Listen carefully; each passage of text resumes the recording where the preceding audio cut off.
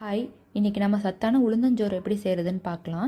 நான் already 1.5 tumbler அரிசிக்கு 1/2 tumbler உளுந்து சேர்த்து ஒரு 1/2 hour ஊற வச்சுக்கிட்டேன். இதை இப்போ நம்ம தண்ணி வடிகட்டிட்டு ஒரு குக்கரில் ஆட் பண்ணிக்கலாம். இந்த குக்கரில் நான் சேர்த்ததுக்கு அப்புறம் இதோட ஒரு 6 to 7 பல் பூண்டு, கொஞ்சமாக ஜீரகம் அதையும் ஆட் பண்ணிவிட்டு சாதத்துக்கு தேவையான தண்ணி, இன்றைக்கி நான் 4 டம்ளர் தண்ணி சேர்த்துக்கிறேன். அதோட தேவையான அளவு உப்பு சேர்த்துட்டு நம்ம இதை நல்லா மிக்ஸ் பண்ணி விட்டுக்கலாம்.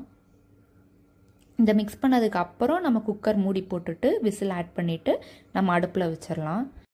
இதை நம்ம அடுப்பில் வச்சதுக்கப்புறம் ஹை ஃப்ளேமில் ஒரு 4 விசில் விட்டுட்டு திருப்பி 2 minutes ஒரு லோ ஃப்ளேமில் வச்சு நம்ம இதை இறக்கிடலாம். அவ்வளோதாங்க, சுட சுட உளுந்த சாதம் ரெடி. சாதம் நல்லா உதிரியாக வந்திருக்கு. இது என்ன நான்வெஜ் கிரேவியோடு சேர்த்து சாப்பிட்டாலும் சூப்பராக இருக்கும். இன்றைக்கி நாங்கள் இது கூட சேர்த்து சாப்பிட வறுத்தரைச்ச சிக்கன் கிரேவி செஞ்சுருக்கோம்.